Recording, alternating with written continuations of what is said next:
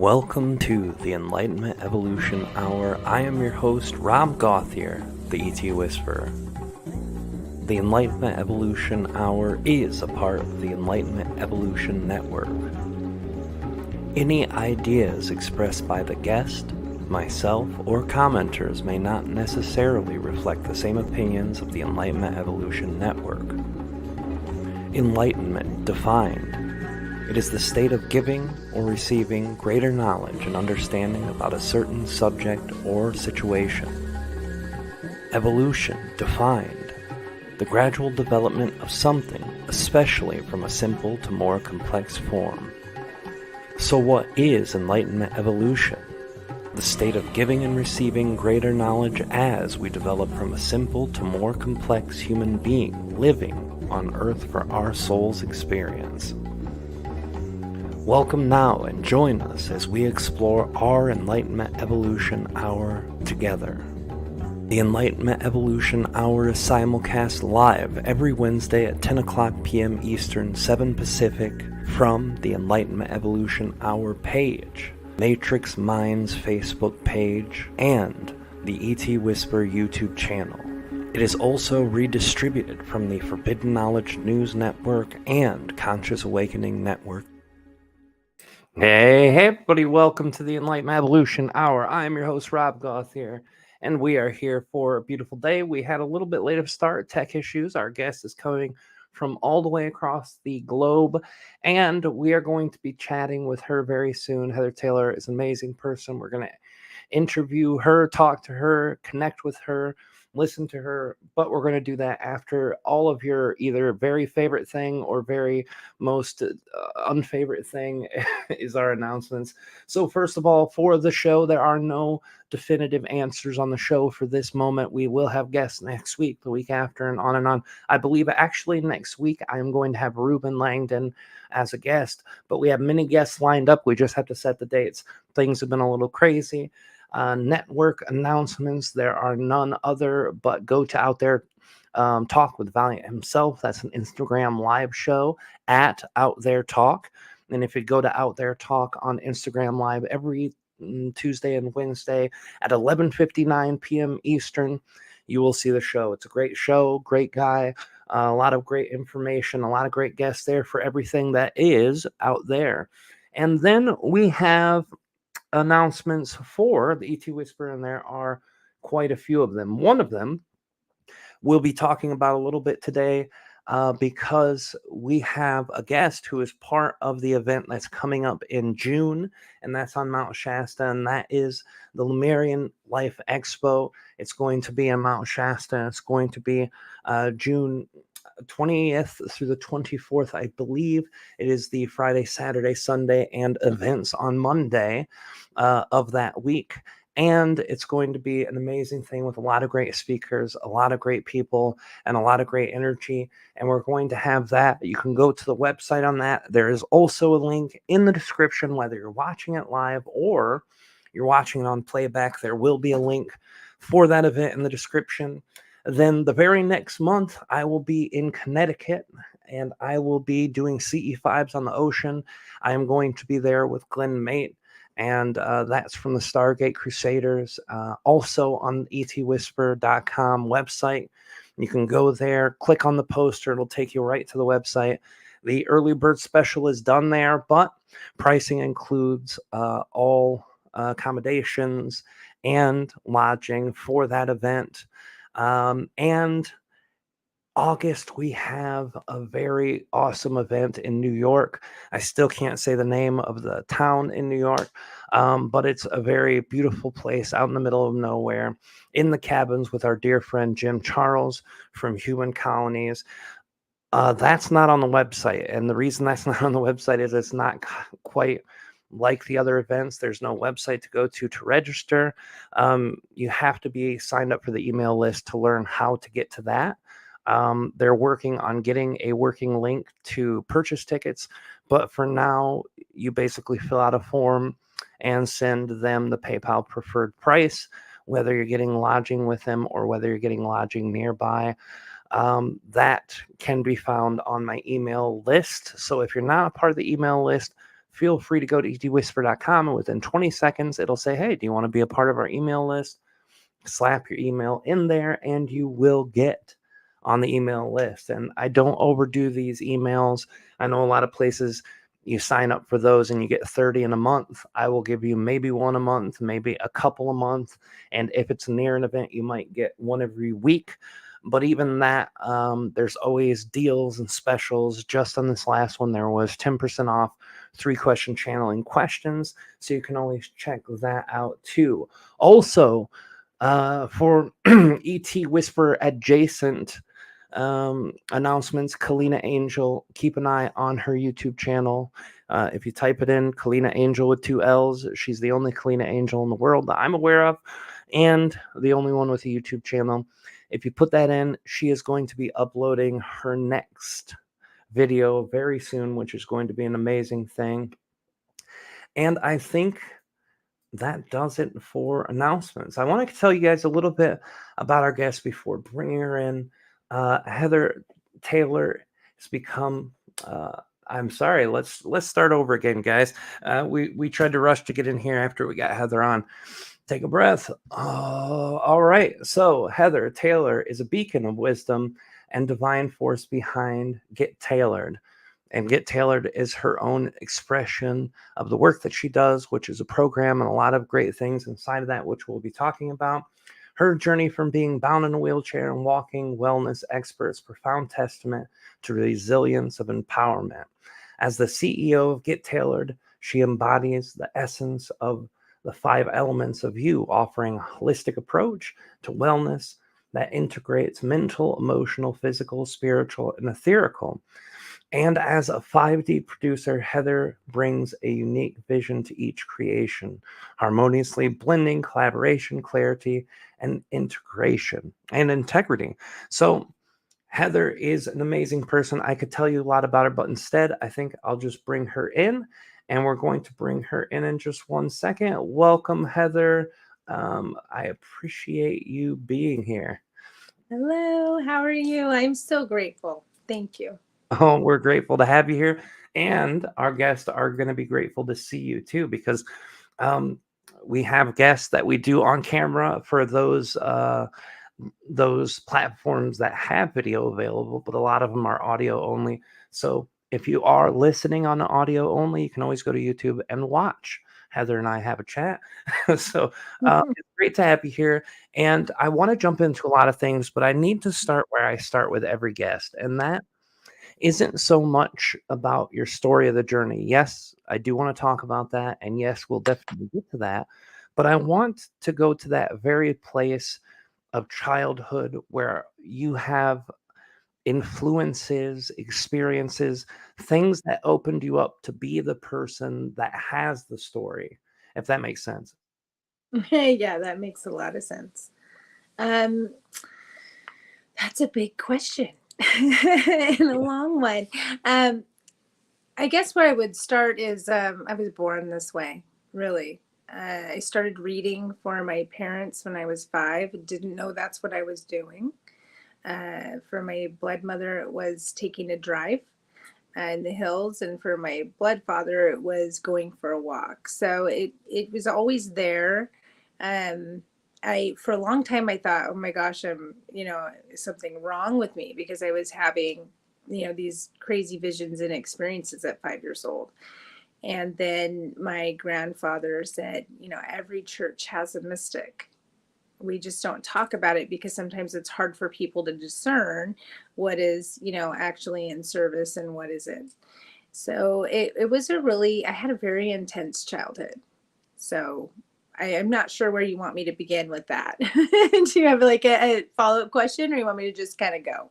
Yeah, take us from there. It's interesting you shared it, that you were always this way, because that's something that I drastically noticed a difference in. And a lot of the guests, they either were very open and very able at a very early age, or they had hints of that and had to kind of come into it. So it's always interesting for me to understand that about a guest. But yeah, take us from that point into kind of your more recent, or maybe the place where you started understanding what your calling was here on earth, and lead us into the work that you're doing now.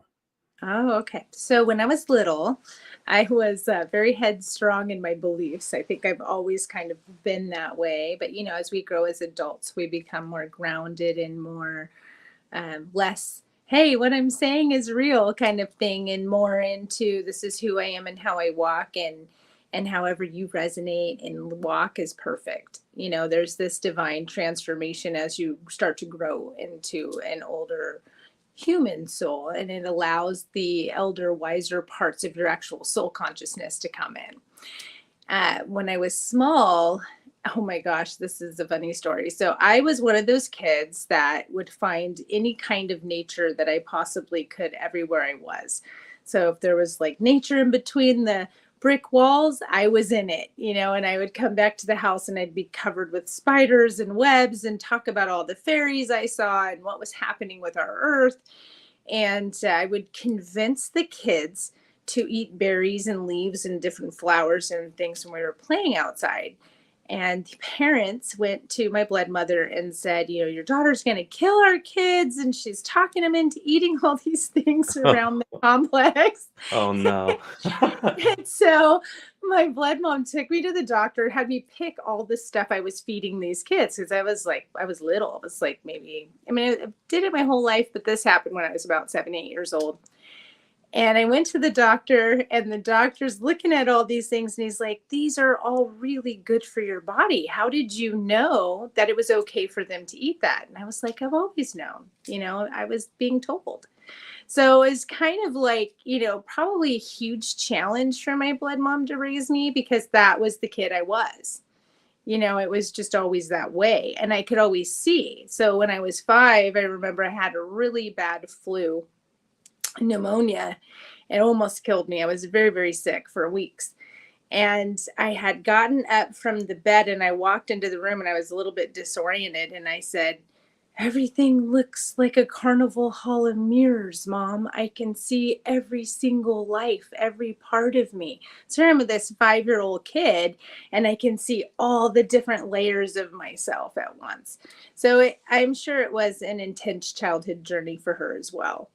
And then as I just started growing, it was, I was born in the ghetto. So I was raised in the ghetto. And those of you that can see me, I have like strawberry blonde hair, and, I'm very much different from most of the people that live there.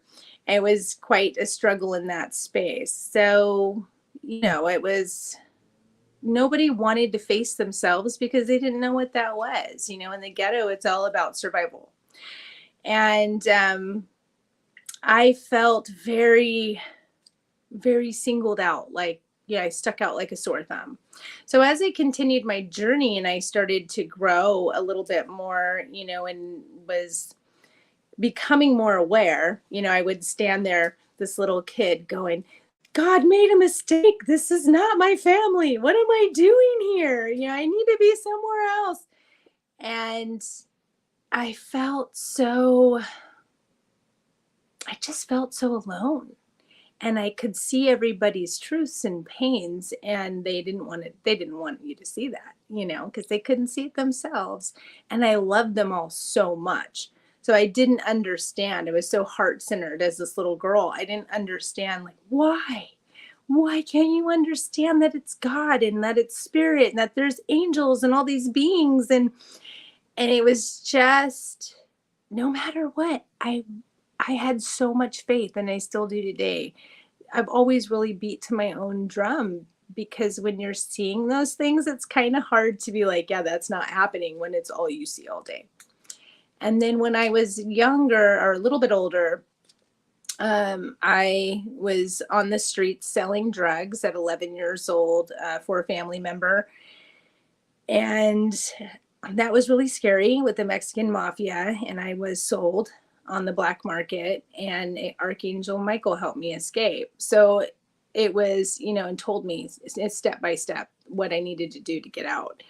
And I barely made it out. So I had this innate connection that was so powerful and so beautiful and so sacred to me. No matter what was happening in my life, it was my drive. And when I turned 14, I was emancipated. And I decided that I wanted to be my own person. I started working at 13, and I really just started my own life. I found these beautiful people that were running a recovery center, and I ended up becoming a peer counselor at 16, and that was my journey. So I went on this whole journey of counseling and guiding and going to school for psychology, and this was like, oh my gosh, I want to connect to the people and really help the people see these things, because I had so much compassion for their pain and so much connection. So as that grew, so did I. And I started facing all these complexities. It was like, okay, I had 3 near-death experiences as a small child at age 2 to 3. I was attacked by a dog and had my face ripped off, which was a crazy story. But if you look really close, you can see here and here and right there. And they thought we're going to have to do plastic surgery. And they didn't. My scars grew into my face, or my face grew into my scars, however you want to say that. And I continued to grow. However, that was my first alien abduction. And they didn't know that that's what was happening to me. I just had this weird experience with these beings. And then at 5, I swallowed a straight pin, with the ball on the tip in it. It was Oh, rolling. Lord. Yeah, I was rolling it across my tongue, watching the awards, and Prince won. And I went, and it went right down my left lung, and the ball saved me. It was the ball that kept it from puncturing my heart. It was 9 hours of surgery, and it was a miracle that they even got it out. And that was my second abduction experience. But I didn't know. Again, I'm not realizing that that's happening. So then I move into my life, which is like a whole story. I'm actually releasing my book in chunks because there's so much there. But I got to this point in my life where I was like, oh my gosh, what do I do with all this information? Like, where can I find other people that understand what I'm experiencing, what I'm feeling? And Spirit just kept bringing the people, and I've always walked the red road. I'm part Native American, part Druid, and part Egyptian. So, excuse me. So I just kept going. I was not going to give up, but I didn't know what I was going toward. It was like, I'm going to keep doing this, but I don't know what the heck I'm doing. I just know I have to do this. It was amazing. So then what ends up happening is I fast forward my life, and in 2006, by this point, I have 2 children, and I was hit by a drunk driver. And when I was hit by that drunk driver and put into that wheelchair, the most, I know it may sound funny, but the most profound, beautiful things happened through that journey of healing.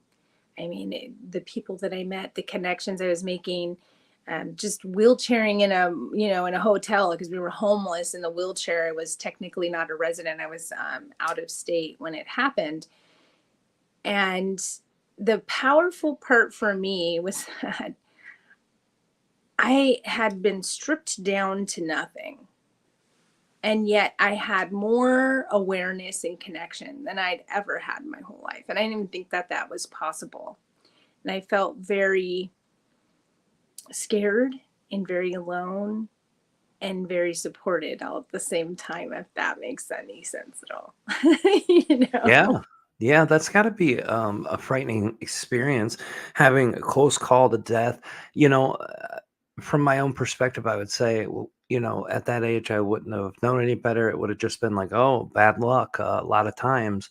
But having that connection to your guides, or just that feeling that things would be okay, and kind of seeing from that energy, I suppose, dealing with that in that way, it made it easier. And it is fantastic to hear someone say the worst part of my life was obvious, or actually my best part, instead of obviously the worst feeling part of it. Can you take us through kind of some of the examples of synchronicities that happened during that time that let you kind of know that you were being guided in the right direction? Oh, yeah, man, it was amazing. So, first, when I got into the accident, I had gone to 8 surgeons.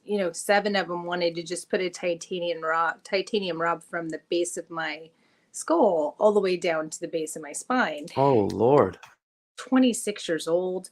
I had 2 little girls. They were in the car with me, 7 and 9, and they were going through physical therapy. I ended up putting them into one of Bruce Lee's martial arts schools. There's only 2, and there happened to be one where we moved back home. The interesting part was when they did the MRI, they had to go back because I had neuropathy. So it was getting petit mal seizures on the right side of my body, and I was paralyzed. I still can't totally feel. I mean, I can feel, but it's definitely like it's like a muted feeling on the right side of my body. And so they're doing the MRI, and they're doing the head scan, and they decided to do it in color, right? Or when they do the blood, right? Or the dye. And all of a sudden they come and they call me to come in. And I'm like, I'm in a wheelchair. I have a service dog. It's not very easy for me to get around. And I come in, and he puts them up on the screen, and he says, "You see this and this?" And it was right on my fascias in between my brainstem, right? So your brainstem is in the center, which is your limbic system, where all the chemical responses happen in your body and connects to your electrical. And so beside that, you have these 2 like soft tissue kind of spaces they call your fascia, right? And he says, "You see that?" And I said, "Yeah." He says, "There's metal in there." And they had done all kinds of tests on me, and I didn't know what they were testing on. They just kept having me come in. I thought they were trying to test for surgery. I didn't know what they were doing. And they said, "This is not from our planet. This is foreign metal." And I thought, it was like this huge moment of confirmation I really was abducted, and I haven't been crazy, and I really have been having these experiences. And oh my gosh, this whole time I've been like, what is happening to me? Because I've had, someone said the other day, they say it all the time, your life is like a movie. And it's really, really true. And I feel that, my soul chose to have those experiences and face those spaces. And I feel that a lot of that reason is because it's created a lot of compassion in me for everybody's differences. And I feel it's beautiful. And it was just this moment of, like, it sounds funny because you think someone would freak out when the doctor's saying, "Hey, you have some foreign metal in your head." But for me, it was like, Right. right? I was like, I can breathe. I'm not alone. Well, most people, I think, would just, I mean, 99% of everyone I could think of outside of our community would be like, what do you want me to do with that information? Because I can't even process this. Um, Right. it's amazing too that you said, as you're going through these things, you're getting more relief, more understanding, better experiences. And through those reflections, the hard things that you went through, it gave you an opportunity to be compassionate to others. And this is something I see in drug addicts who recovered, people who started life with very severe things like you being sold through the black market. I've known a lot of sexual abuse survivors, things like that. Mhm. These people who find a way through that and come to some emotional balances inside of themselves, or find a way to live with it and be happy, are usually some of the kindest, most loving, nicest human beings you could ever know. And that's because they understand what it is to be broken, or to be torn apart, or to feel like they're not connected to their soul or something. And I think that suffering doesn't always have to be the way for people to grow, but it definitely brings a level of growth, going through difficulty that otherwise might not. Oh yeah, I think that's such a beautiful way to put it. A lot of times we look at like the pain versus love, right? When you're looking at cosmic laws, they have like the pain versus love, right versus wrong, joy versus sadness, all these things. And the thing is I agree with you. I don't believe that it's a necessary course of action. I believe it really depends on the soul, what kind of contracts are being made before they come into this lifetime, the parents that are being chosen, you know, it was really an intense space for me, as this little kid, and I was a big energy, and there was a lot going on in the house I was being raised in and the houses I was being taken to. So there was so much happening all the time that was very chaotic. And for me, I was spinning in the emotions of the world around me and didn't know what was mine and what wasn't mine and where was that boundary at. It was really powerful for later, because I do have that deeper compassion understanding. Even like now I have 5 kids and helping them, and they wouldn't even know what to do with the life that I had. And that makes me so grateful. Like, Sure. how powerful is that, right? That we have been able to move into a space where our children can have a better experience. And for me, I got clean at 14 when I ended up at that outpatient program and then ended up working there. And it just completely changed my life. And I'm forever grateful for that. Just like the wheelchair, for that experience, we were homeless. I wanted to get back to California. And because I was gone for 6 months and one day, from the accident, no one would recognize me as a resident. So I was a residentless soul in the world and I couldn't get help anywhere. So we went back to California and we lived on a campground. And the man was amazing. He made the little kid mats that link together like puzzles. Oh, yeah. Yeah. We got Yeah. some of those here.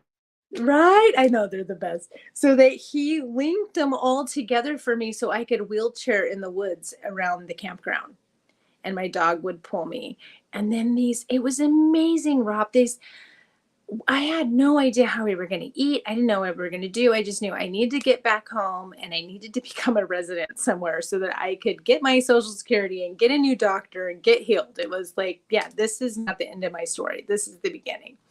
So I went, and these people would come every night with these amazing platters of food and say, I don't know why, but we made this extra casserole or this extra enchilada or this extra whatever. And we didn't know why we brought it or made it, but we feel like you need to have it. And so it's like we were having these amazing meals, homeless on a campground. And then this beautiful Polynesian family, it was like a huge family that came, like a family reunion. And they were next to our campground and they had this bonfire going and they were chanting, in Polynesian. And I'm laying in the tent kind of thing. Like I was kind of propped in there from my caretaker would prop me in there. And I could hear the chanting. And I was like, I could feel the chanting. I could feel the energy of spirit and the beings and the healing that was coming. I'm going to choke up now because I could feel that it was not just for them. It was for me too. It was for everybody. It was such love, such true Lemurian energy. It was such a blessing. So, these are just tiny snippets of the things that happened through this journey, but it was really powerful. Women, and we finally got into a motel, and these women were walking through the courtyard, and I was out with the dog, and they just said, can we pray on you? We just feel guided to pray on you. And I said, I never turn away prayers. Can I pray for you in return? And they started to cry and they were praying. And one woman was speaking in tongue, which was actually, I call light language, soul language. I believe it's the soul's expression of frequency. And so one woman was doing soul language, but I had not heard anybody speak that way besides my own inner self. I hadn't been out of the closet per se. It was so amazing and powerful. The next thing you know, they wanted me to go to this Reiki energy psychic surgery event.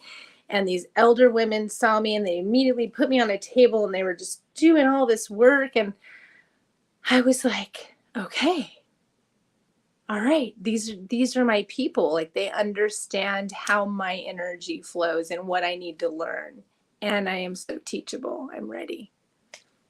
That's the hard part, is being teachable at times in our lives, where we're either really in a low place or really in a place where we're in an upward trajectory. A lot of the time, as human beings, there comes that part of us that's like, no, no, I don't want to hear what you got to say. I know what needs to be done. I got what's in front of me. I need to deal with that before I take on anything from any of you guys. But being open and willing is something beautiful. And I think your story kind of showcases what's possible if you let go and allow and just kind of receive. And it sounds like your guides were working with you, and through these abductions and experiences there's definitely extraterrestrials or extra dimensional beings Mhm. that are working directly with you and connecting with you. um, so take us from that place where you're finally feeling grounded, where you're getting the help you need, and take us up to the place um, where you're starting to do the types of work that you do now, or kind of how you entered that field of the work that you're doing now. So I went to the eighth surgeon, who is this beautiful man, Middle Eastern gentleman, and he shuts the door. And I was 26, when this happened. I'm much older now. I'm a grandma. But he shuts the door and he says, ma'am, you are super healthy. You don't do drugs. You don't drink. Your body can heal itself. But if you tell anybody I told you, I'll lose my license. So you need to find a way. And at this point, I was still out of state. And I had a friend of mine, he's a beautiful music producer, and he was going to Holland to produce some music. He ended up at a dinner table with these people that had just done a whole project, and they were talking to him about it. They hadn't even printed it yet. And he says, oh my gosh, my friend needs this so much. And they went to the hotel, and the gentleman burned the disc from his computer. I mean, this is how long ago as we were using CDs. He burned the disc and came home with it. And when he came home, he goes, Heather, I don't think this is going to heal you, but I feel like it's going to give you information to help you heal yourself. And the funniest thing is it was the law, it was the secret. It was the law of attraction. Holy shit. And so I actually have the first burn disc ever with handwritten The Secret on it. That's amazing. Right. And so then it was like food for the soul, So then it was, what the bleep do you know? And started doing research. So I went back to the surgeon and said, okay, I want to go to school. I'm going to go back to California and I want to go to school and heal myself. And I need you to sign off. Because I had the seizures, a doctor has to sign off for you to go to college. Oh, And wow. I didn't know that. Yeah, that makes yeah, sense. That you then can't you have get a to, license in seizures until you get it signed Mhm. off. Yeah, that makes sense. Right. So he says, I'm only signing this if you go to school to be a doctor. And I was like, I've been getting my arts degree in psychology, my AA. Now you want me to go for an AS? I have to start over all those years of college that I have under my belt. Now I've got to do all these other courses. And he said, Heather, how do you eat an elephant? And I said, I would never eat an elephant. Are you crazy? I love elephants so much. I have Ganesha tattooed on my thigh now, but Oh, it was like, he was like, one bite at a time. So I went back to school for 11 years, and I ended up leaving school and taking over a wellness center. But while I was in school, oh my gosh, it transformed my soul, because it gave me this, when you're going to school for psychology or medicine or anything like that, you're the subject, and a good scientist tests on themselves, right? sure. So I was definitely being a little bit of that, a lot of that. Your own guinea pig, huh? Totally, right? I want to feel confident that whatever I'm making for somebody is good, right? Sure. So make it for my kids, make it for myself. So that's kind of what started, is, hearing this single mama, I'm in a wheelchair, I'm going to school full time, I'm raising two kids.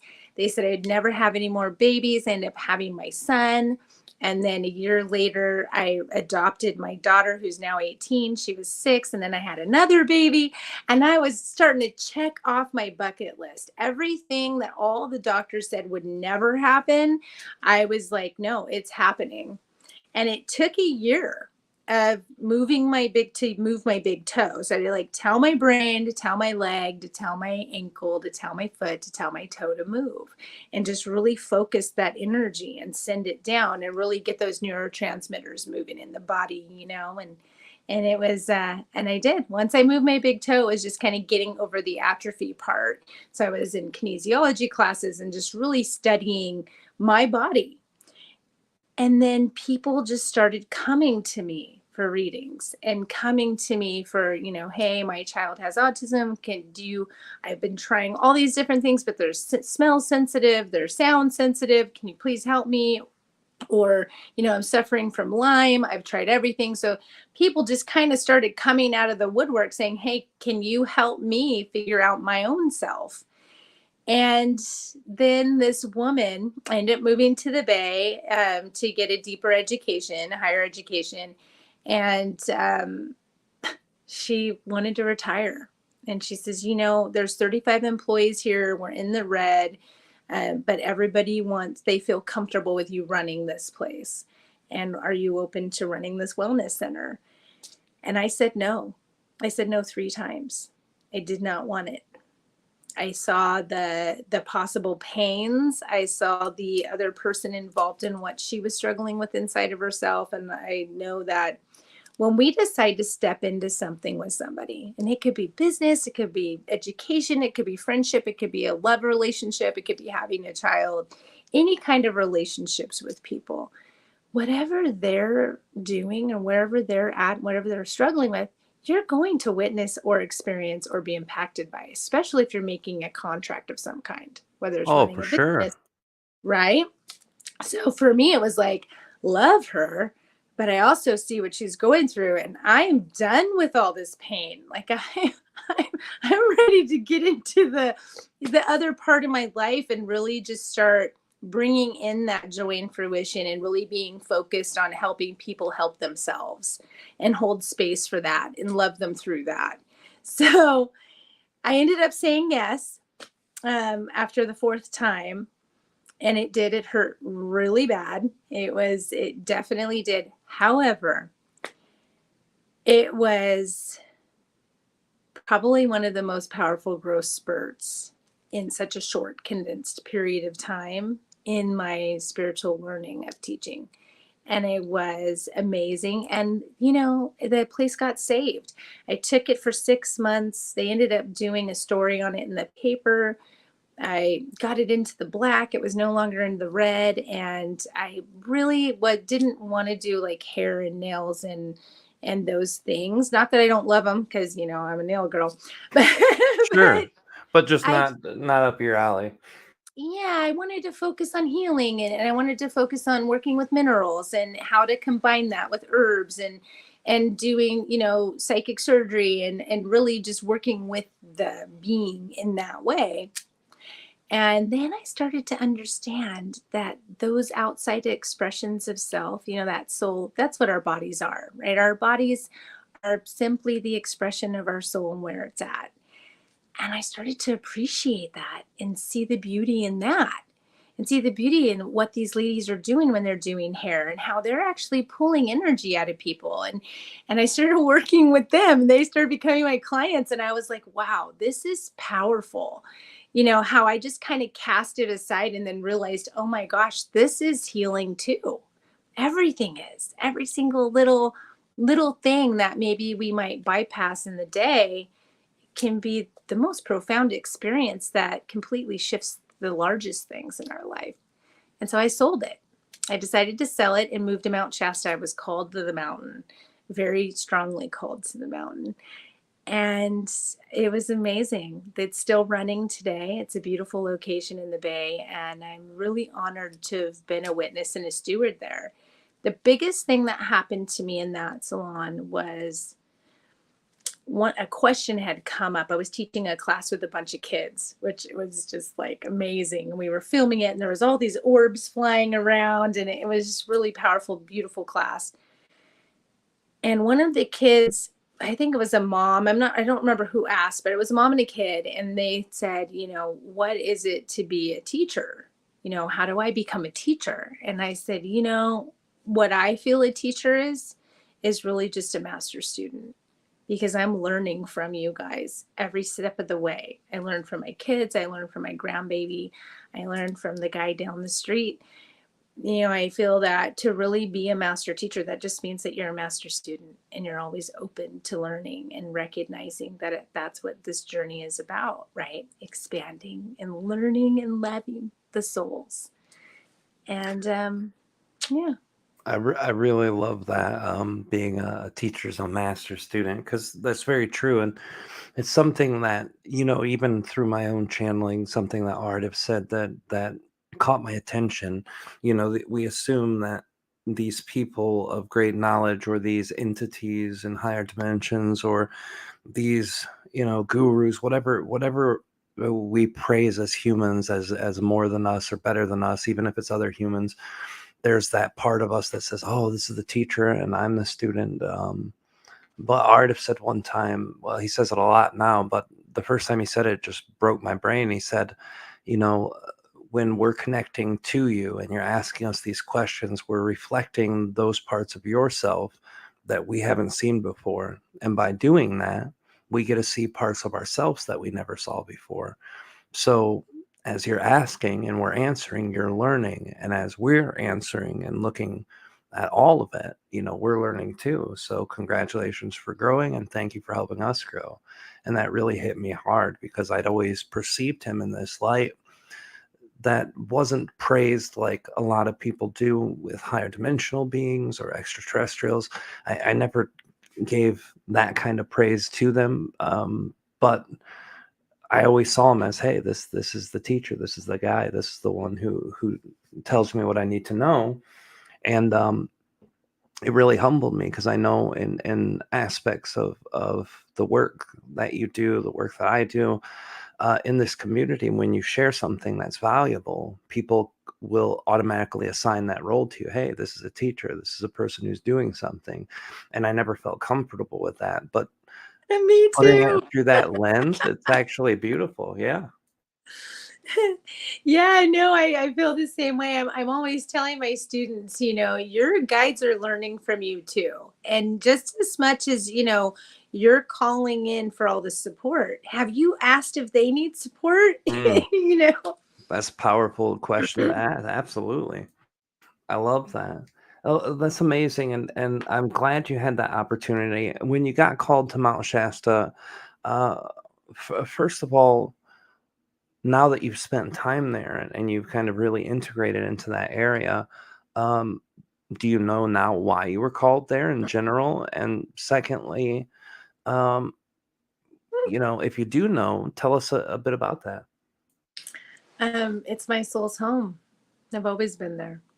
It's you know, people have a lot of experiences in Shasta, and if you've watched part 2 of Ruben Langdon's interview with Ed for season 3 finale, you'll see the footage of us all three being my husband and Ruben and I being stuck on the mountain for 18 hours. And, you know, it's so amazing how connected that energy is to all the beings and how grounded. And Mount Shasta, I don't know if you know this, but it's got multiple volcanoes, but the peak is actually 3 that met each other. And that's Wow. each side of the mountain is a different scenery because it's a different volcano. I did not know that. I've not been there before. You Everyone haven't? I've known, no, this will be my first time in June. Yeah. We're gonna have so much fun. I'm excited. I'm stoked. I'm excited too.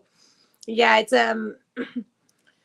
it was a really interesting. So the wellness center, which is kind of why I was guided to start that story there, kind of directing me into the topic. But the wellness center, the woman that owned it, she kept talking about Mount Shasta. in this crazy experience at Glass Mountain. And I felt this. It was the, I started earlier by talking about how I never felt like anywhere was my home. And I just, as soon as she said it, it was like, ooh, like, this is where you need to go. And as soon as I started driving there and I get to the point where you can see the peak, the mountain, like you're right at that curve and you'll feel it and you start to see it. I just kept hearing all these voices say, she's here, she's here, she's home, she's home. And it was so powerful that I was taken back. So it's like sitting in the hotel, middle of the night. I'm guided outside. I'm sitting outside, and there is all kinds of beings. There's extraterrestrial, there's Lemurians, there's Fae, there's elementals, there's all these different beings all around. And what they were showing me is that Mount Shasta is a space of counseled energy, and it's a place of consciousness and love.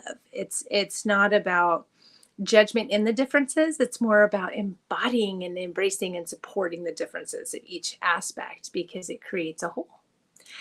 And I got that. I was like, yes. And they started giving me all this information, and I felt like I was home. And once I moved there, I was guided to go to Norway. And I had never left the country yet. And now I'm about maybe a year out of the wheelchair. I mean, to this day, I still use a wheelchair sometimes. If I'm going too much and I have a down day and I have to go somewhere with a lot of walking, like an amusement park with the kids or something, I'll get a wheelchair for that. But I let go of my home wheelchair and I mostly walk, which is miraculous. It's a space of gratitude, and it's amazing because I'm going longer and longer and longer without having to do that, which I feel is really a huge gratitude for me. So I get to I'm walking like maybe a year, and I get to Norway, and I'm pretty much there by myself. A girlfriend went with me, but she had her own thing, and we were hiking and we went separate. So it was like this together but separate moment. And I go up to the Prekestolen, which is the preacher's seat. It's the top of the fjords in Norway. And of course, I'm there in April. For some reason, I'm always doing international travel in March and April. Like I just got back from Japan. I was with Ruben and his beautiful wife. And 5 days later, now I'm in London, right? It's weird. Yeah, that's what it's 3 or 4 in the morning over there or so. Yeah, it's 3:56, right? So anyhow, so I'm hiking. I go up there and there's this big sign and it says, "Do not hike between April and May." Oh no. Oh no. And I'm thinking, okay, well, I can't come back. I'm doing this. And so I start hiking. It's 2.5 miles straight up. And oh, look at the fireworks. And I just kind of stopped and I looked up at all my guides and I was like, hey guys, do you remember the footprints? Like, super need you to carry me right now. That's the only way I'm going to make it up here. And they did. It rained, it snowed, it hailed, it sleeted. I was totally scared the whole time. I got up to the top and I remember just saying, please allow the sun to come and clear the way for me to get down safely, because it isn't going up that's the challenge, it's coming down. Oh, that. Yeah. Right. And so I start hiking back and the sun comes up and no one had a clear view because it was all cloudy and snowy. And so everybody's running back up to the top to get this beautiful view. And I was like, nope, that is my exit strategy. I'm out of here. That's a smart move. It was powerful. Yeah. And I fell on the very last stone, the very last rock. Oh, Lord. It was like the last step. I fell a little bit. And it was just that jolting moment of have faith. You're okay and you're going to be okay. And you're not going to break into a million pieces if you fall a little. It was very powerful. And I found my voice on that trip. I spent a lot of my life, I've always been a talker, but I spent a lot of my life silencing myself for others and not really seeing the value of my inner voice for myself. And that day I found it. So you had done a bunch of self-editing at that point for the benefit of others, and then you realized the benefit to you by not doing it. Yeah. And That's through amazing. whole process, that's how the five elements was even developed, because I was going through it. I was learning the five elements of me. I was learning how it was helping the people around me. And I started making medicine, herbal support medicine, if you will, like support for my kids, because I didn't have a lot of money, and I wanted to make sure my babies were healthy and taken care of. And then people would start knocking on the door. Hey, your kids haven't been sick in like a year or two. What are you doing? And that was how that company started. Was my mom. She's totally right, and a complete beautiful lovely pain in my butt sometimes. As per family She's here with relationships, right? me. Yeah, she's here with me in London, so she's in bed with her thumb up. Yeah, I know. Oh, gotta love But mom. oh man, totally my mom. So she just was like, Heather, you need to start a business. Like, what are you doing? You can't give this stuff away, because A, you can't afford to buy the product to give it away. And B, everything has an exchange of energy. And if you're not valuing that exchange, the universe is going to take it. Yeah, or it's going to make you pay the price yourself for it. Absolutely. Thank you. That's absolutely correct. And that's what was happening. And so I started to find my voice and moved into that space. And it was really profoundly beautiful. Now I'm in Mount Shasta. All these things have happened, and I'm in Mount Shasta. I'm hiking, I'm going through divorce. And it was like one after the other. Each layer of learning was occurring. And I started to really realize that I was home. And everywhere I've gone, I've traveled all over the world looking for my people. Everybody's like, oh, in Ireland, everybody looks like you. Nobody looks like me. Scotland, everybody looks like you. Nobody looks like me. Egypt, everybody looks like you with dark hair. And no, that's, it was like I couldn't find me, like other tribe. I was like trying to find my tribe. And then I realized that my tribe is everybody. I I really like that. I love everybody, and I really, really do. Even the people in their dark spaces and really struggling with that trauma in them. I see that pain, and I hug them. That's just kind of how I roll, and I love it. I love it too, and can because right now we've got a few minutes till we get to our lightning round, about 15 minutes. So I want to cover some of the work that you do now with people. I know you brought us up to the place with the five elements, and kind of share now what your work is now and kind of how you help people, and maybe share an example of what your average day with a person that you're helping looks like. And I'm sure that somebody's watching that knows me, and they're probably laughing, because it's so diverse. What an average day is really where they're at. So a little bit of a recap. What I'm doing today is I've decided to start doing the one-on-ones again for one-offs, people that just want a one-off reading or an intuitive session. They seem to really enjoy it, because I start the session with, please don't tell me anything. I'm just going to connect my high self to your high self after asking permission, and spirit will tell us from there. So that's a lot of fun. And that's the biggest thing. What do? I do the things that bring me joy. I do the things that are really feel that are my soul's path. And I've made a lot of shifts through that and finding that. So one of the things is I am part of the 262 Women's Book Club. Or it's not even a book club. It's an empowerment movement of 262 women. It is a 5-year project, basically a 5-year project. And it's very, very exciting. We're doing a lot of things. We're doing our book launch in June in Canada. And so it's 262 of us who have written a book together. So there's little pages and sections about what we're doing and who we are and how we can come together in our differences, which is like super yummy. And what I love the most about it, which was a huge important aspect of me deciding to say yes to this project, is they aren't about women only.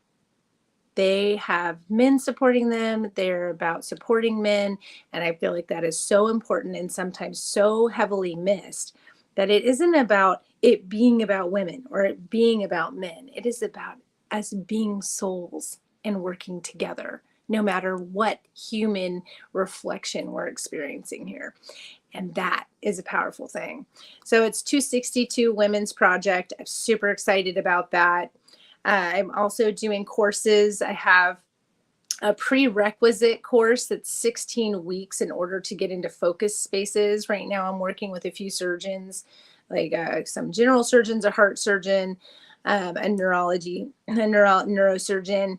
And how that all started is I was getting called to do psychic surgery in tandem with other surgeons, and the recovery rate was like accelerated by 85%. And so what I thought was, you know what? Why don't I just start a course for surgeons and, help them to integrate and embody that while they're doing the surgery? So that's super exciting. And the 16-week prerequisite is so important because it's the fundamentals of us that are going to impact and reflect what we're doing. So we do psychic surgery, we do telepathy, we do hairology, which is working with the energies of the hair and the body and the follicles, and really connecting on that level of ourselves, on that molecular level. And we teach, whatever the gift is really what it's about. Herbology, mineralogy. What are you? And sometimes you don't know. And that's why the 16 weeks is so important. So it's 2 parts, 8 weeks each, part 1 and part 2. Part 1 is great for people that just want to experience it and be in it and kind of learn themselves, and they're not really applying it to a career. But the thing is it doesn't matter. The 5 elements of you is a core fundamental structure of yourself. It doesn't matter what you do, whether you're in the spiritual community, the AI community, whatever it is, it really, really helps you in the fundamental ways of your life. And what are they? So the 5 elements, number 1 is mental. Mental is awareness, which is fire element. So we really dive into how to work with that energy and what's that about. Number 2 is discernment, which is water element, which is also the emotional body. How is my emotional body and my mental body impacting each other? What do I love about it? And what do I want to change about it? Or maybe what I want to learn? The 3rd one is our physical. Self-worth, value, earth element. That is like so important and so key of our physical body. It's completely a reflection of our mental and emotional body. So really understanding that part of self is key.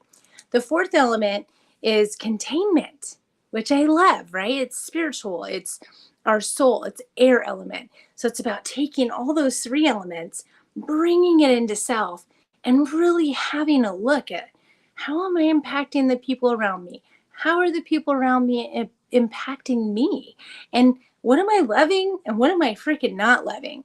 What I love about this is that's usually when people come and say, oh my gosh, Heather, the whole time I didn't know what the heck I wanted to do. Like I knew I wanted to do something, but I didn't really know what it was. And now I'm figuring it out. That's the most amazing part. So then we move into the 5th element. And that 5th element is all about the etherical. And what is the ethers, right? The ether element. It's really about the external world. It's about selection. Now that I have these awarenesses of myself or this topic or this person or this place or this thing or this career, what am I going to do and how do I take those steps? So the 5 elements of you is amazing, powerful, and completely changed my life. And I felt like I can't keep this to myself. I need to really give it to other people and really share that. The other part is the 5 elements of you allow you to be the director of your own life. A lot of times we find people that are in the 9 truth and the 1 lie, and the 9 truth and the 1 lie to me is a where it's all about service to the leader or the teacher instead of service to the people. So I always ask people, if they're like, I don't know if I should go into this community or not. And I'll always say, okay, would this person wash your feet? They're asking you to wash their feet. Would they wash your feet in return? Because we're here to be here for each other. And if I'm not learning and open to learning and able to be in service as my students and my people, my community are in service, then there's an imbalance in that exchange of energy I was talking about, which is Completely an imbalance. right. I know. So it's so key to have that in there. And that's why I don't give out fish and I don't give out fishing poles. But man, I will freaking sit there and be your cheerleader while you're building your own fishing pole. And that's what we need. That's exactly what we need. And it's something, we've talked about here on the show before about the connection to the people that you kind of follow or are in communities with, the whole concept of red flags in the type of community that wants you to say, hey, guess what, guys, we're the only game in town, we're the only ones that know the truth, do this for us, and we'll make sure you get that truth, or whatever these things are that is so relevant right now in our community. It's kind of sad and disappointing to see, but to have balance, to get something, receive something, and to see equality in the person who's speaking in yourself is always hugely important. And we've always shared that on this show, just in the channeling in general. If you're looking at another person like they're so far past you and above you, or looking at someone like, hey, this person can do no wrong, there's always going to be a place for abuse to happen, or some negative experience that's just completely out of balance. So I love that you're sharing that with people, and that you're practicing that with your people too. So this 5-element work is one part, and your private sessions or your one-on-ones and one-offs are a part of your work. Tell us about, do you still do the work with herbs and work with medicinal healing? Absolutely. Yeah. Perfect Balance is the product line. But here's what's really exciting. So in 2017, I had an NDE as an adult. And when I had to choose to stay or go. And when I chose to stay, I was given these instructions and they said, you need to open 144 locations. And I was like, totally. What? I'm a single mom. What are you talking about? And then I got it. I went through the healing process. It took 8 months to heal. I went from a size 5 to a size 22, which you can see all that stuff on my website at gettailored.love. And it was so freaking amazing, because what ended up happening was everything started to unfold into this space of 144 locations. It wasn't about me, which I love, right? I was like, thank you. What it was about was other people. So we started a program called the School of You. And the School of You program is where if you want to open a location, you want to impact people, and the location can be you. We have Cliftonite Acoustics. He's a musician. He's amazing. And he is the brand. He's the location. And he's one of our 144.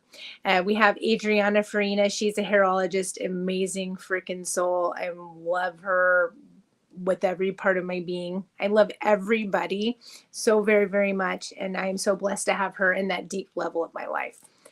Oh my gosh. Fireworks again. I can't remember. I know there's a trigger word for it, but I can't remember what it is. And I think there's, if you put a thumb up too, if you do a thumb up to the camera, well, then what was this one Ruben did? Does it work? I don't know if it works, but we were on my show Get Tailored, and Ruben did this, and all of a sudden all these hearts started pouring out of his That's amazing. I know, we were cracking up. So yeah, so anyways, the 144, you can go on the website and take a look. We have like an application where you can either sign up or do a consult. Maybe you're just a person that's like, hey, I don't know what I want to do, but I want to know what that's about. the beautiful part about 144, we have one in Gibraltar, Soul Seed Cafe, beautiful people. We have the Bay Area with Adriana, which is Revival Beauty. Love. It's so amazing. And then we have Julie Gruenhagen, who's coming online, and she has In Balance Soul. Then we have, of course, our Mount Shasta location, which is Lives in a Lifetime, the Everything and Nothing store. And then we have Cliftonite Acoustics, and the list is just growing. There's so many people coming. I think we have 12 now. So much coming online. And what it's about is we're helping each other. That's the exciting part. We are connecting to each other. We are helping each other grow. We are being present with each other. It isn't about, here's the level and everybody's below. But no, what do you want to create and how can we be of support to help you do that? And that's what I really felt empowered about. So that's a thing. Yes, I also am teaching herb classes, mineralogy classes. There's so many different beautiful things that are happening. And then on top of all of that, we have beautiful events coming. So there's a lot to play with. And my website is a journey. So play in there. We have a handbook, which is the 5 Elements of You handbook. It's free. You can go on there and get it. It's 22 pages of beautiful connecting with the self with a little bit of homework. My students always say I'm a big homework giver, which is... they give me homework too. I'm always telling them, you're giving me homework too. So it's a lot of fun and we love each other through it all. And I feel like that's what it's about. Well, absolutely. Helping each other is real important. Also, before we get to the lightning round, which is our benevolent question set to get to know you a little better, normally we would do that right now. I'm having just a tiny bit of a technological issue. So instead of doing that right this second, while I fix that, can you share maybe about 3 minutes about the Lemurian Life Expo and why you decided to create that? And then we'll talk about that more in detail after we do the lightning round too, about the specifics of it. Perfect. Yeah. Lemurian Life Expo actually was Ruben. I always say this, Ruben and my husband were huge players in me coming out. I was word of mouth for 25 years. And Ruben and my husband were like, Heather, you need to do your own show. So then it took 6 months. And then I started to get tailored.love and said, okay, Ruben, I'll do it, but can you co-host with me? Because I'm a little scared. And so he's like, yeah, I'll coast for a couple months. And so far it's been a year. He is moving to Japan. He has so much unfolding. So I'm so excited for him. And it's beautiful. So then he calls me up and he's like, I want to do this event. And this is kind of what I'm seeing. And we did the cruise together and we're really starting to experience these different gaps, things that people hadn't bridged yet in doing these events and what was happening to the presenters versus the guests and how to kind of create this beautiful balance that would help all the communities, all the events, everything that's happening, and really be in that love space and be that difference, that thread that bridges things. And Ruben calls me up and he's like, all right, I want to do this. So we just all sat down and decided to do this event called Lemurian Life Expo. And one of the biggest reasons for me that Lemurian Life Expo resonated is because it's really about the heart consciousness and it's really about connecting that diversity and showing how it all really connects together. I'm saying connected a lot. Connect, right? Because that's what it's about, is really connecting. And Lemurian Life Expo is a beautiful place where we can get a lot of information and connect to a lot of different people and have a lot of questions answered and a lot of questions arrive in a good way. The biggest part with the event with Lemurian Life Expo and what sets it apart from the other events is the fact that it's not 1,000 different presenters. It's not 1,000 different things happening at once. Oh my gosh, I can't get to all of them. I want to have them all. I don't know what to pick. It's like, hey, ground in, do the first 2 days of the main event, pick your workshops, get onto the CE5. And you know what's really awesome? If you miss any of the other things going on at the same time during the workshops, we're live streaming it. And that was the powerful part, Ruben being with film. was like, Heather, I want to live stream this. And I was like, heck yeah. So then, of course, Ken from Spectrum came into that, and he's like amazing. Every time Ken we is have a the meeting, god of tech. oh my gosh. And just his personality. Every time we get on, I just want to climb in the video and give him a big old hug, you know? He is an amazing soul. And what a beautiful thing. We get on, and Adriana, she's like, oh my gosh, you guys are so kind. And even when you have different thoughts or different things, you're so open to everybody's opinions and where they're at, and in such a good way. And I think that's really powerful and a huge, beautiful blessing and gift.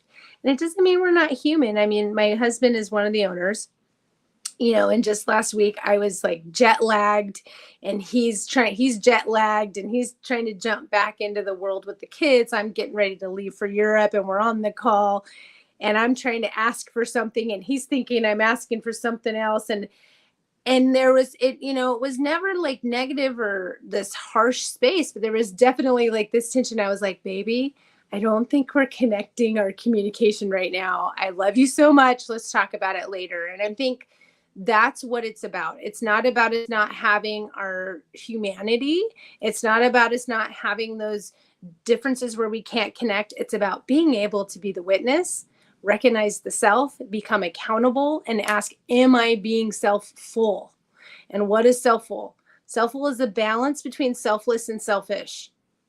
And I think that really creates that unity for all of us in the Lemurian Life Expo, because we all love each other. We're all open to learn, and we're all grounded to be present for that. And that's a rarity. You don't really get that very often these days. And we're hoping to expand that out through the event. Yeah, no, it's definitely a very rare thing, and I've been excited about the event because of the way that it's been put together, and I've got to see it in action many times too, which is a beautiful thing. And so did Adriana, which is amazing because she's an amazing person too. Um, we got to get to lightning round now, and then before we close, I'm gonna open up the floor for you to talk about the Conscious Life Expo and anything that you have that's exciting for you too. The lightning round is 5 or 6 benevolent questions that are focused on getting to know you, because we've gotten to know you in a way that we don't get to know all of our guests, which is good. And that's getting a part of your own expression and getting a part, but also to see your personality shine through. You're lovely at doing that when you communicate, which is beautiful. But this gets to know you as a personal person, which is something that I always find exciting for me, but also our audience loves it a lot. So if that's good with you, just we'll go through a few quick questions and get to know you a little better. Okay, I'm ready. All right. The first one is what your favorite color is. Oh my gosh, rose gold and peacock or these are my I don't have my other ring, but it's rose gold and teal, basically like a peacock green always. Like a Treb green. I love that. Yes, yes, like rabbit green. That was good. What is your favorite food? Oh man, I'm a Libra, and I'm channeling all kinds of beings all the time. It's whatever they're in the mood for. I would have to say, if I was gonna like pick my favorite food, if my husband was watching right now, it would be dark chocolate and bread. Oh my gosh, bring on the bread. Yeah, bread is my mortal enemy, but I love it deeply. That's why I have a love-hate relation. I love to eat it, but hate what it does to me. So, Or ribeye.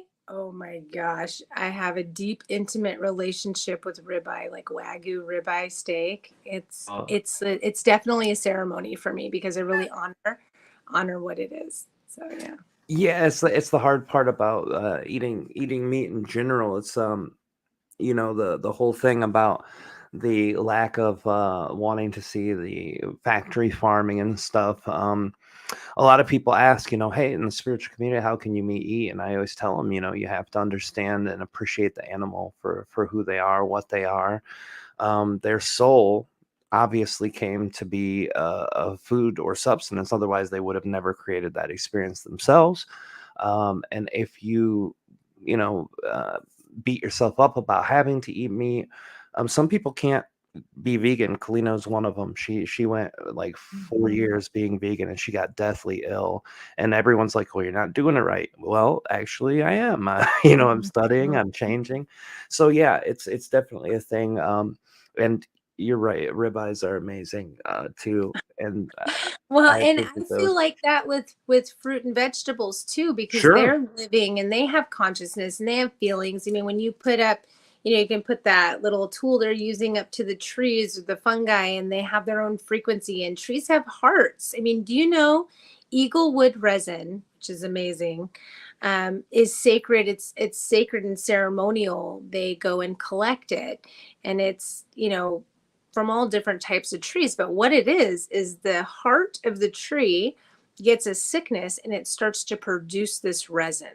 And the Native American communities and like Sufis, many different spiritual communities will go and pray and sit and scrape this resin off the tree. That's a response from the tree's heart, and it heals people, and you make medicine with it. So it's, for me, like I'm like that lady. I have pictures of monkeys. Anybody that knows me, like, I totally had to pet the monkeys in Jib, got my hand smacked by a man monkey and gave him a peace offering. Aw.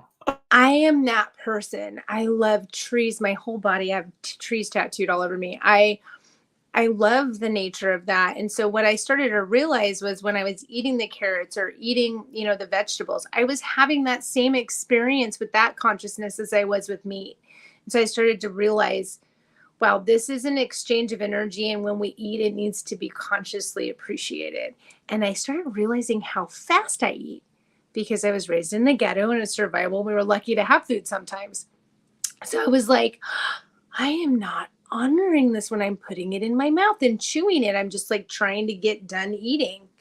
And so I've been really slowing down and being in that process of how it's honoring my body, and I'm honoring it. I love that. Yeah, it's the same energy across the board, the living consciousness, and I love what you said about the slowing down. That's one thing I do. I eat like as if I just got out of basic training a lot of the time, and I should probably slow down. That's beautiful. Thank you. What is your favorite song and or band?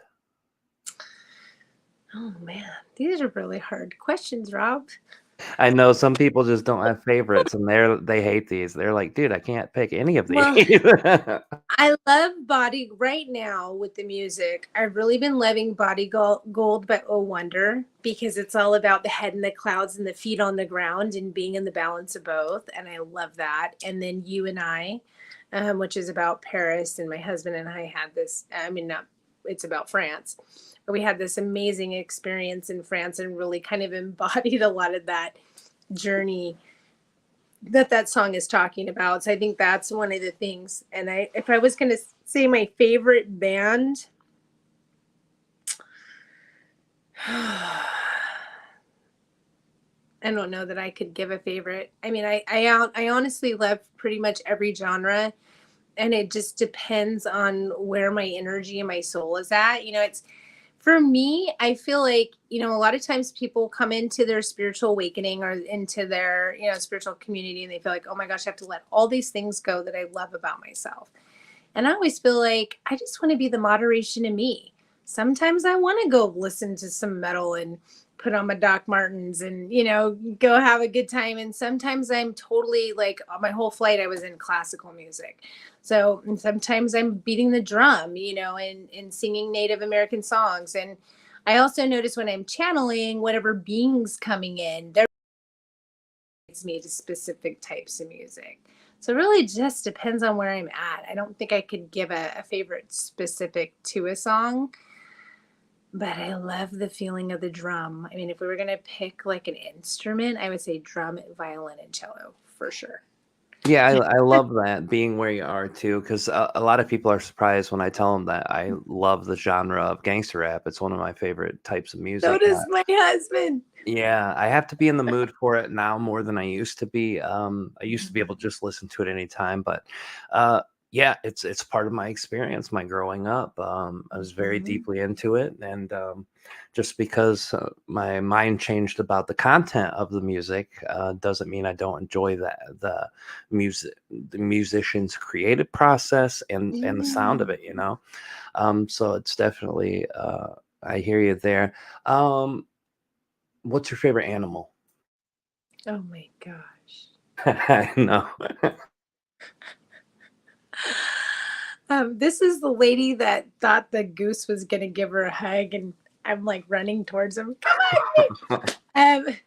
I really, oh gosh, I don't know, man. I have a horse that I love that's very sick. So physically she's having some trouble. She's a rescue, so prayers, please. She's Yes, amazing, and I rescued her. So I would say, I don't know, cats, foxes. I love foxes. A ferret is probably one of my favorites because it's a cross between a dog and a cat. Like it mm, has that duality energy, and they're like funny, they're like little comedians, and they do funny things. they Oh, are hilarious. I lived they with one for about 3 years. It was amazing. yeah, and they're always taking your shiny stuff. You lift up the pillow, and there's all your coins. So I guess ferret I would be one. I had a ferret familiar. I've always had a familiar in my life, but they're always different animals. So I think it Yeah. just depends. Yeah, I love them all, man. I'm just one I of can those feel that. people.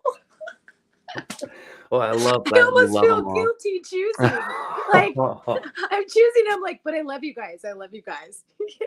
That was Kalina as a kid. She would go to all the cats and make sure she petted them equally.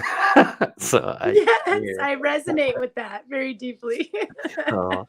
Um, out of all the places that you've ever been in the world, and we might have already had our answer, but what is the most beautiful for both the physical beauty, but also the feeling of it?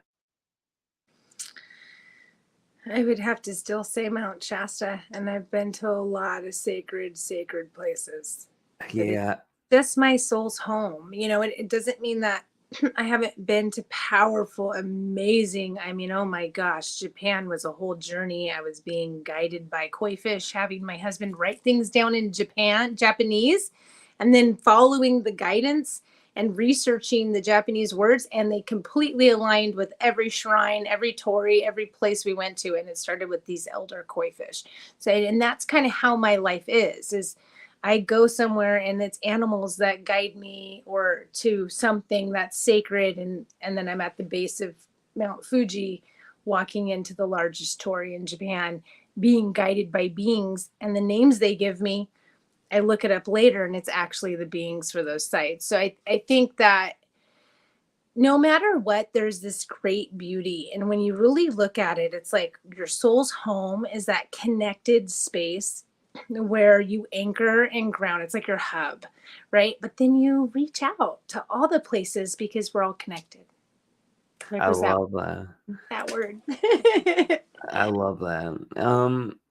The last question I have, and this might be the only one that's a bit personal, and with tough childhoods, this has been a bit of a sore spot for a few of our guests, but I ask it nonetheless. What your favorite childhood memory would be? Oh my gosh.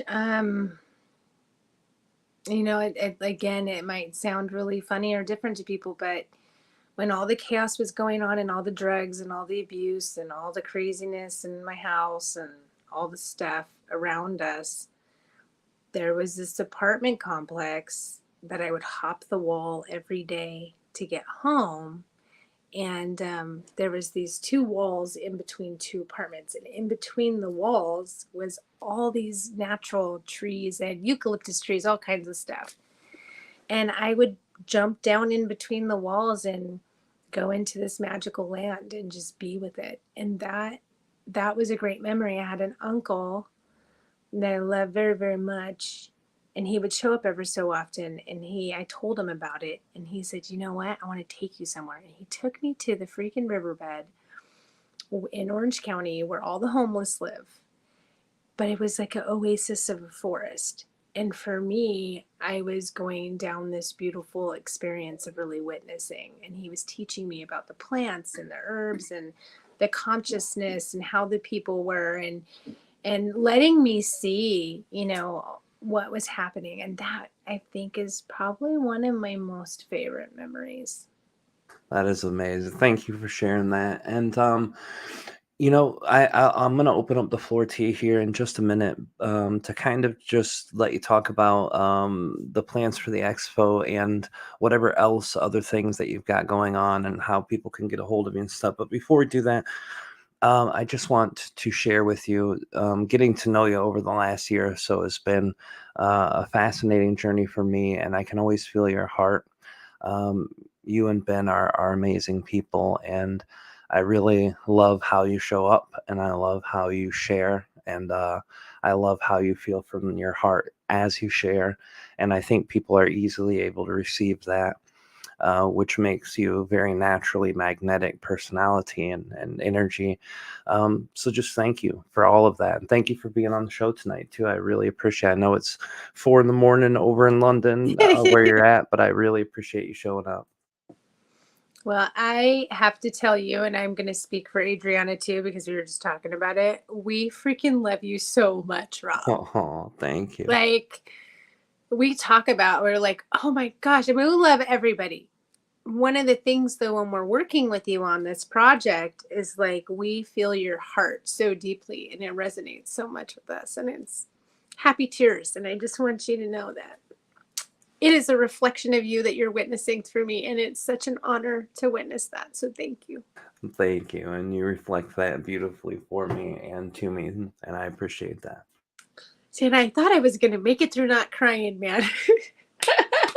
But you're doing a great job, Rob. Thank you. Thank you. That means a lot. I love it. I really love who you are and who your family are, and I can feel you guys very much. So thank you. We appreciate you too, more than you could know. Kalina and I were talking about you guys today, and she can't wait for June because she really wants to be able to meet all of you. Oh my gosh, I cannot wait to freaking hug her. So excited. Thank you so much. And please feel free, the floor is yours. Share whatever you would like to share about the expo, about work you're doing, how people can get a hold of you if they want to see it. And also everyone, whether you're listening to this live or whether you're listening 6 months from now, all of the links will be in the bottom of each description. And if you're here live, they're there right now. Yes, I'm so excited. If you are interested in courses, classes, anything like that, you can just go to gettailored.love, and it's TAYLORED.love. If you're interested in products and things like that, that's purefectbalance.love.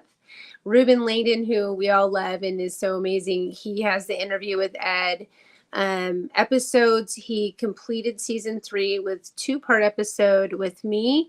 It's a little bit of a different turn than his other episodes just because of the things that we've experienced and gone through. So he's in it. And that you can find we have some links listed below, or you can go to Interview with Ed and just look up the last 2 episodes of season 3 and enjoy the journey of that. All of those things are a huge role and have played a huge role in what we've created with this event in June. Like I said, we did a cruise together and really realized the things that we wanted to add and we wanted to bring to community and how we could bridge that. And Lemurian Life Expo is definitely a starting space. I encourage you guys, go to lemurianlifeexpo.com.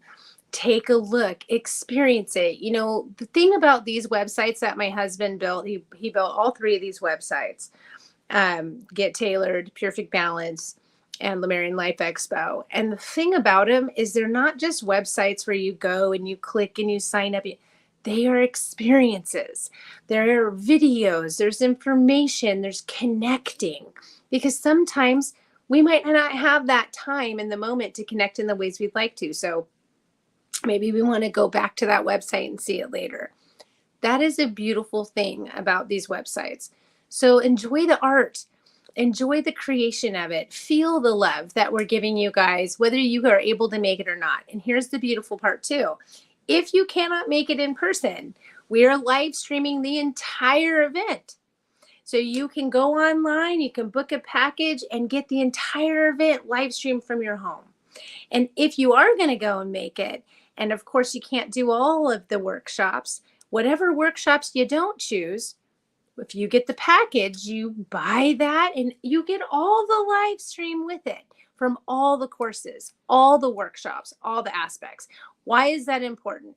Because, hey, everything is an exchange of energy. And if we go to an event and we can't see all the things that we're bringing our energy to, it always leaves us feeling like, man, I wish I would have seen Heidi and her communicating with the animals, or, oh, I missed that workshop and I really wanted to go into that bowl experience with Ben.